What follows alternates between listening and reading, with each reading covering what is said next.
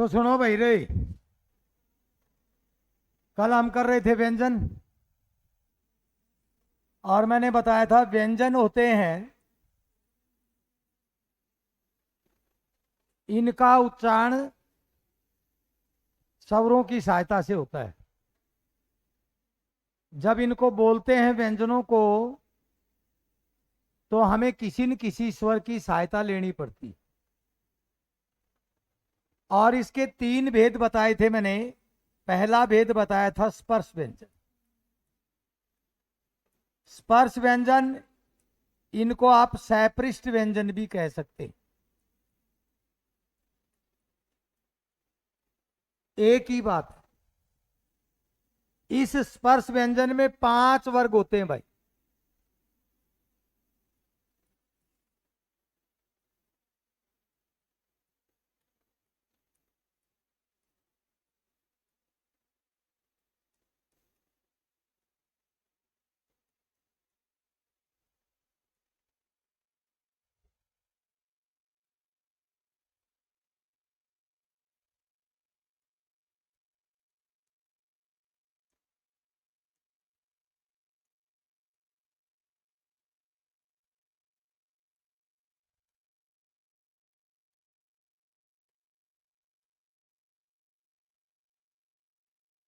ये पै वर्ग,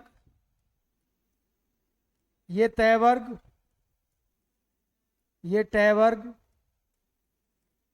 ये चय वर्ग और ये कै वर्ग। ये स्पर्श व्यंजन है। प्रत्येक वर्ग का अंतिम वर्ण नासिक्य नासिक्य वर्ण। अब मैं आपसे पूछूं कि स्पर्श नासिक्य वर्ण कौन से हैं? स्पर्श नासिक्य, तो ये पांचों हैं, ये स्पर्श भी हैं और नासिक्य भी। स्पर्श और प्रत्येक वर्ग का 5 वर्ण नासिक्य, तो इनको स्पर्श नासिक्य भी कहते हैं। ये जो 4 हैं, च, छ, जय और जय, इनको कहते हैं स्पर्श संघर्षी।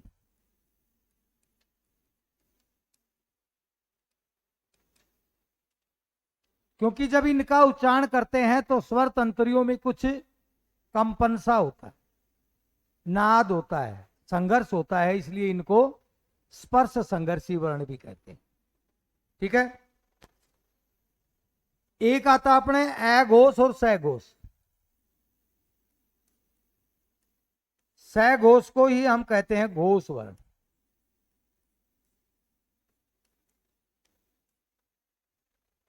ए का मतलब नहीं, घोष का मतलब कंपन।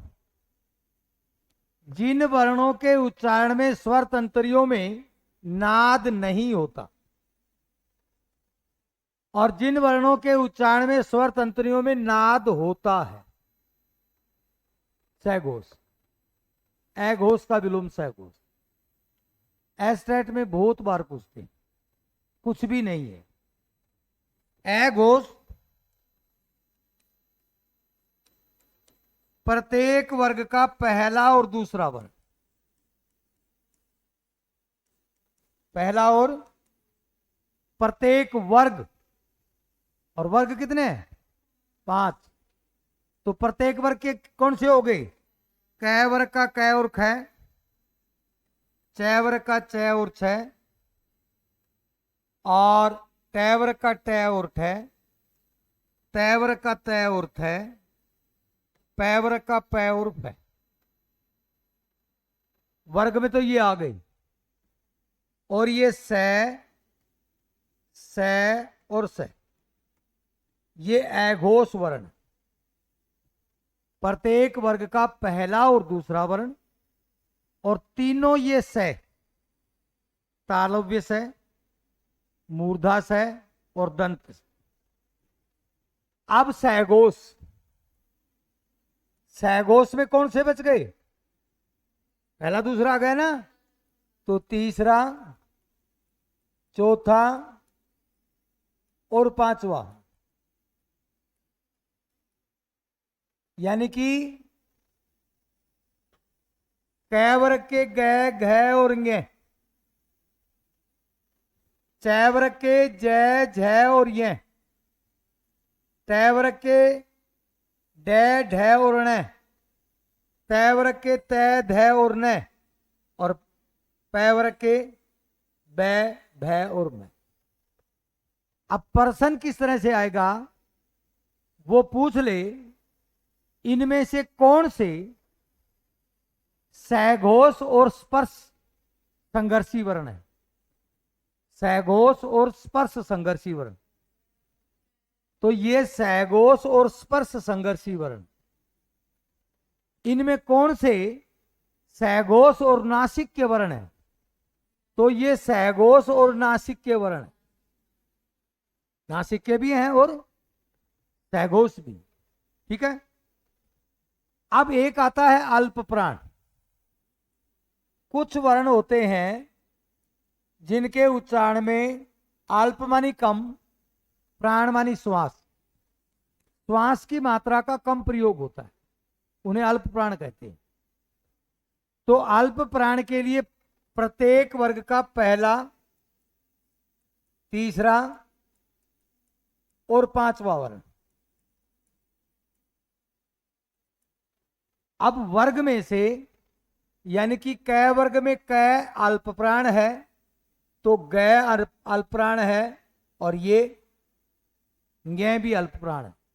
ये अल्प प्राण भी है, नासिके भी है और कंठ भी है। मैंने बताया था ना कल, कै वर्ग का उच्चारण स्थान कंठ, चै का तालु, तै का मूर्धा, तै का दंत और पै का ओष्ठ। इसमें से कौन सी ध्वनि उभयोष्ठ और नासिक्य है?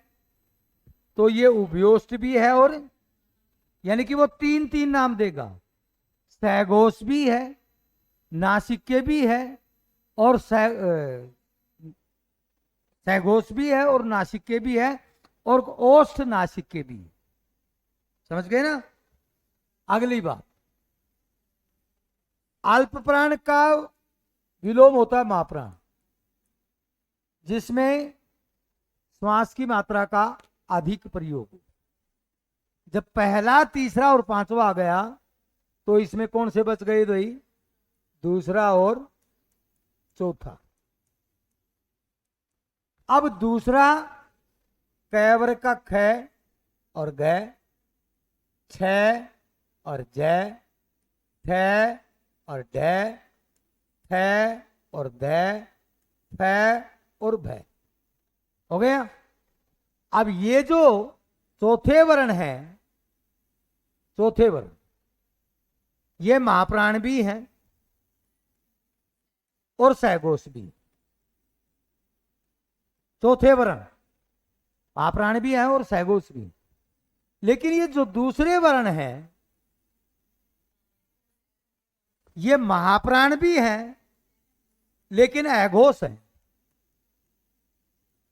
महाप्राण भी है और अघोष भी। ठीक है। तो ऐसी चीजों का आपको ध्यान में रखना। अघोष प्रत्येक वर्ग का पहला और दूसरा, और स और सघोष प्रत्येक वर्ग का तीसरा, चौथा, पांचवा, और भाई य, र, ल, व और है, ये सघोष है। अल्प प्राण में तीसरा, पहला, तीसरा, पांचवा हो गया, तो इसमें करना हमें य, र, ल और व, और इसमें करना है स और है। यानी कि ये स यहां अघोष में थे, वहां किस में चले गए? महाप्राण में। यहां ये य सघोष में थे, तो वहां किस में चले गए? अल्प प्राण। ठीक है। सारे जो स्वर हैं वो सघोष होते हैं। सारे स्वर कैसे होते हैं? सघोष होते। ठीक है। अब अगली बात मिटा दूं, ये अंतस्थ।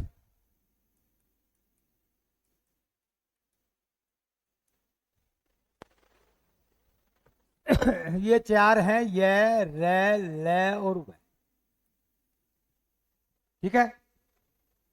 25 जो व्यंजन थे वो स्पर्श व्यंजन थे, चार ये अंतस्थ है। अच्छा, मैं इसकी बारे में बात बताता हूं, एक ध्यान दे लेना। जैसे मैंने लिखा मन है प्लस में हर, तो यहां क्या हो गया भाई, मनोहर। लेकिन मैंने लिखा मन है प्लस में कामना, तो ये शब्द मनोकामना, इसमें से गलत कौन सा है? मनोकामना गलत, क्योंकि ये शब्द आएगा किस तरह से, ये आएगा मन है काम।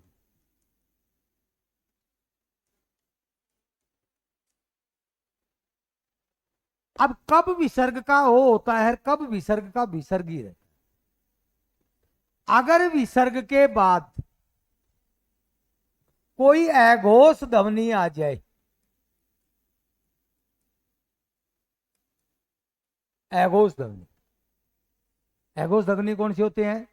प्रत्येक वर्ग का पहला वर्ण, दूसरा वर्ण, और ये स और स। अगर विसर्ग के बाद अघोष ध्वनि आती है तो विसर्ग का विसर्ग ही रहेगा। अगर विसर्ग के बाद सघोष ध्वनि आती है तो विसर्ग का ओ हो जाएगा। अब जैसे अधः पतन, ये शब्द शुद्ध है। अगर मैं इसको लिख दूं अधोपतन, तो ये शब्द कैसा हो जाएगा? अशुद्ध हो जाएगा, क्योंकि विसर्ग के बाद ये अघोष ध्वनि। जैसे मैंने लिखा अंतःकरण, यहां विसर्ग का विसर्ग ही रहेगा, अंतोकरण नहीं होगा, क्योंकि विसर्ग के बाद क अघोष ध्वनि। जैसे हमने लिखा अंतः साक्ष, तो विसर्ग के बाद स है, ये अघोष ध्वनि। ठीक है। जैसे मैं लिखूं अंतः कथा, तो भाई ये विसर्ग का विसर्ग रहेगा, इसको मैं अंतर कथा नहीं कह सकता। जैसे मैं कहूं पय है पान,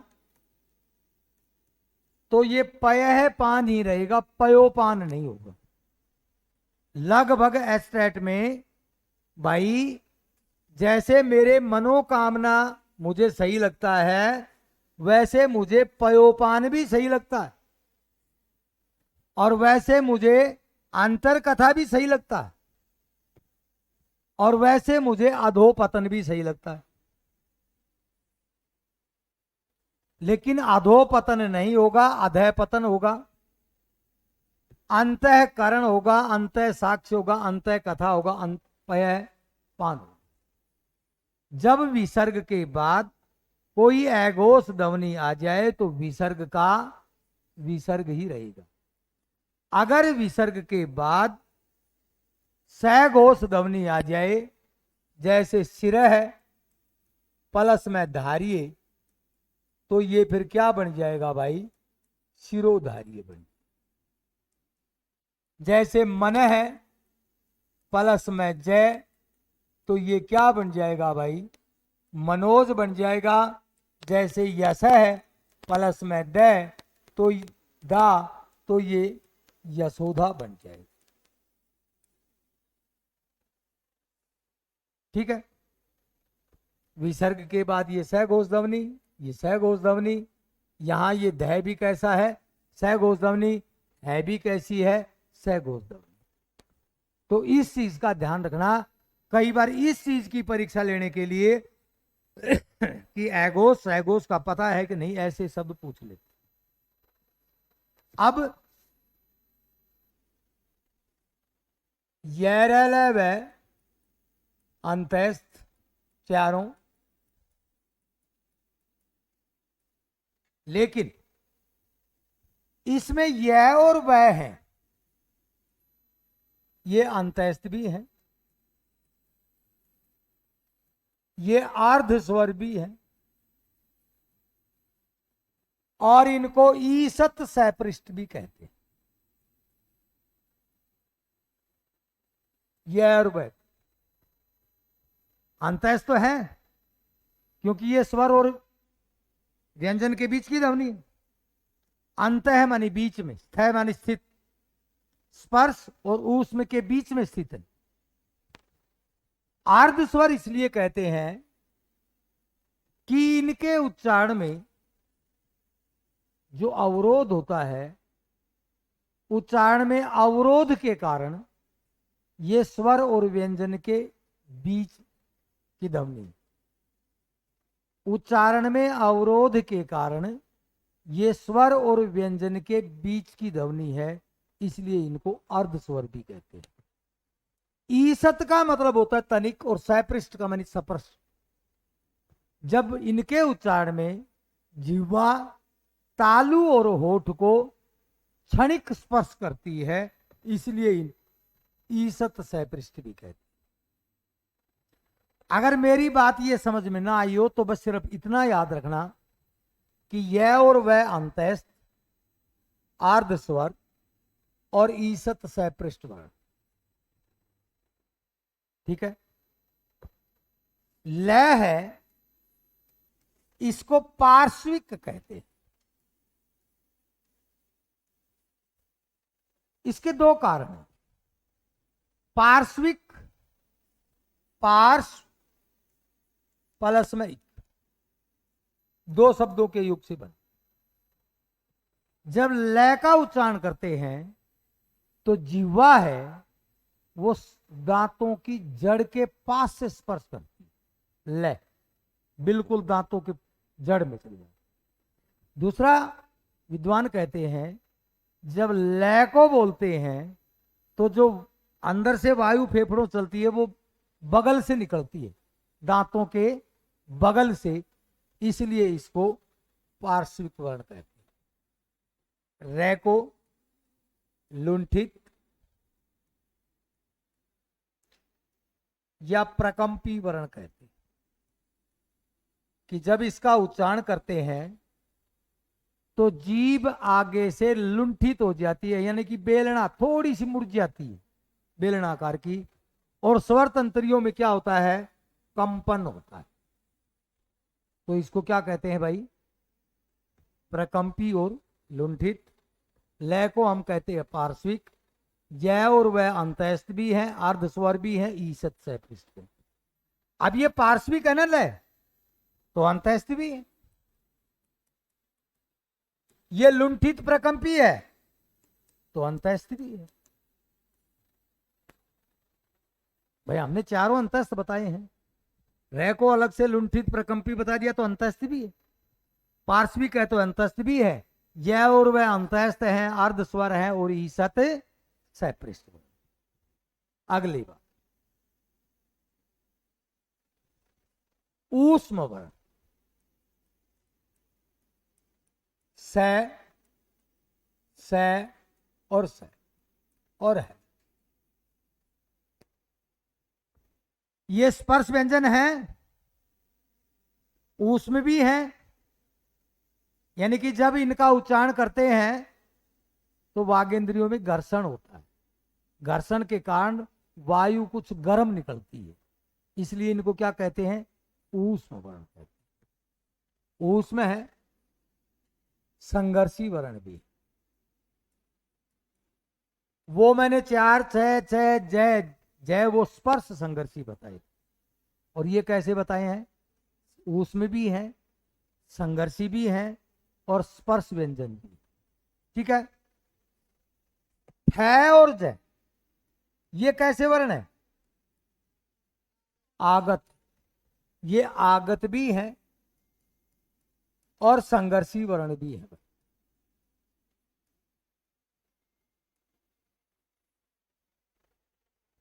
आगत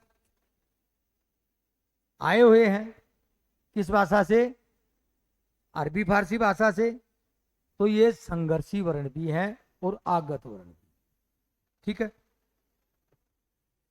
है। इसका देख लेना, ये एगोस है, सैगोस है, सैगोस। ये अल्पप्राण है, महाप्राण,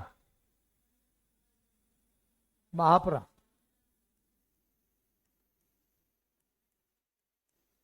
और इसे ककाल ध्वनि भी कहते हैं, काकड्य।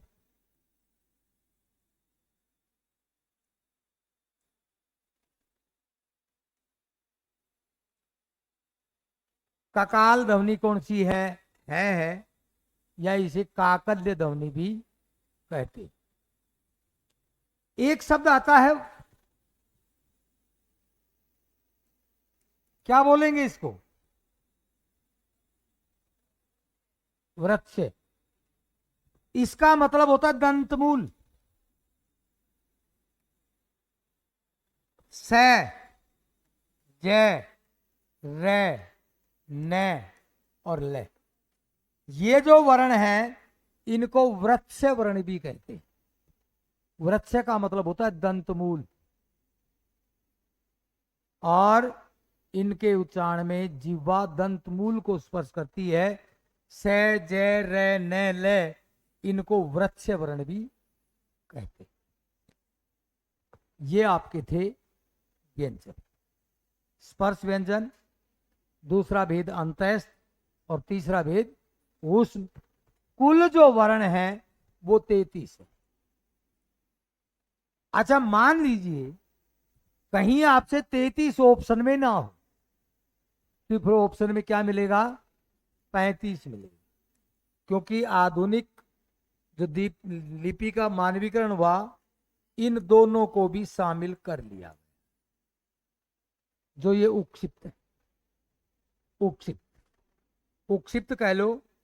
कल एक मैडम पूछ रही थी, चाहे उत्क्षिप्त भी कह लो, एक ही बात, ठीक है। और इनका प्रयोग किसी भी शब्द के बीच में या अंत में होता है, शुरुआत में। और ताड़न जात भी इन्हीं वर्णों को कहते हैं। द्विसैपृष्ट या द्विगुण इन्हीं वर्णों को कहते हैं। अगला भाई, अब बच गए संयुक्त व्यंजन।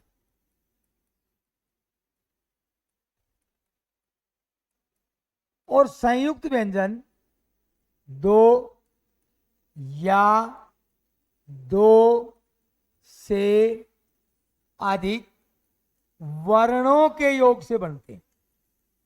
ध्यान दे लेना, वर्णों के योग से।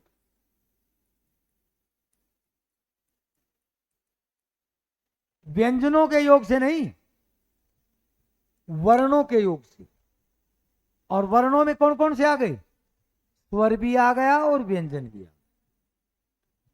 कामता प्रसाद गुरु संयुक्त व्यंजन 3 बताते हैं, लेकिन आधुनिक हिंदी व्याकरण या इनकी संख्या कितनी बताती है? 4। 6, त्रय, य और स्वर, ठीक है। इनका वर्ण विच्छेद है क के नीचे हलंत प्लस में स, और अधिक करो तो क के नीचे हलंत, स के नीचे हलंत और ए। तय के नीचे हलंत प्लस में र, या तय के नीचे हलंत, र के नीचे हलंत और ए। य, जय के नीचे हलंत, य, या जय के नीचे हलंत, य के नीचे हलंत और ए। ये है दुआ वाला स हलंत र, और करो तो स के नीचे हलंत, र के नीचे हलंत और ए।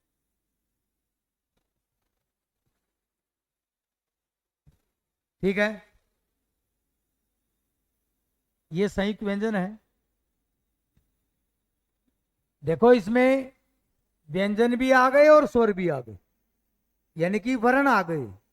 खाली व्यंजन व्यंजन नहीं है, स्वर और व्यंजन दोनों आ गए। इसलिए मैंने कहा 2 या 2 से अधिक वर्णों के योग। अब या तो इसमें पूछेगा कि भाई इनका वर्ण विच्छेद क्या है, तो आपके सामने या पूछेगा भाई हिंदी की वर्णमाला तो हाँ ऐसे लिखते क्षय त्रय ज्ञ और श्रय, लेकिन शब्दकोश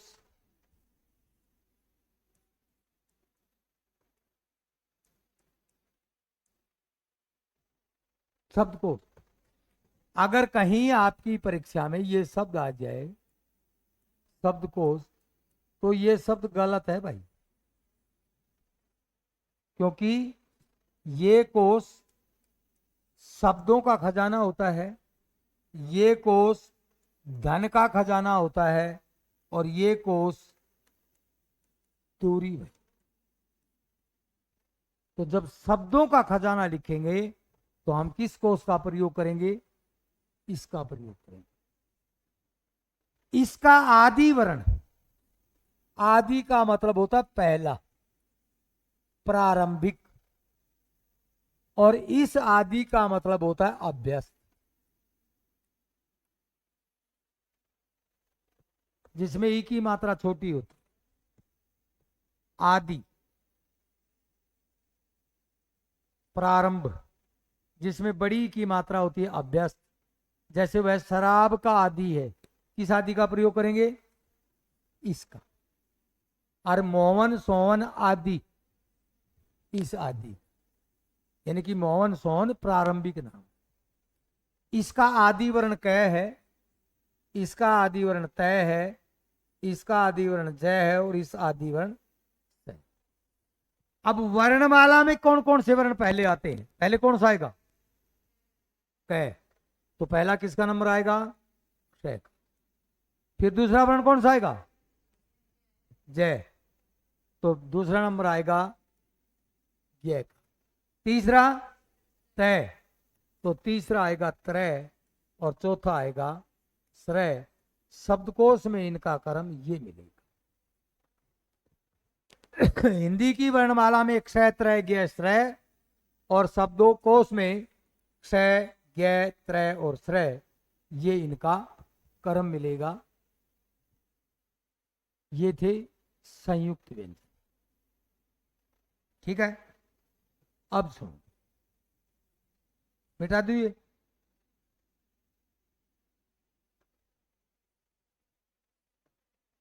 एक आता है द्वित्व व्यंजन, एक आता है व्यंजन गुच्छ।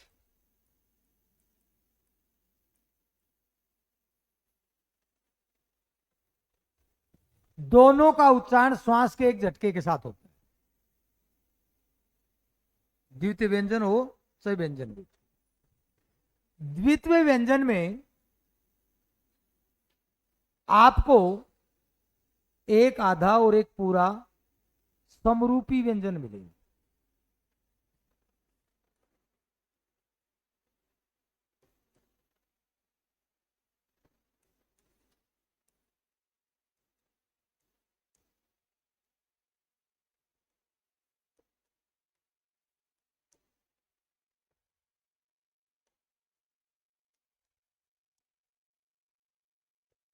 समरूपी मिलेंगे।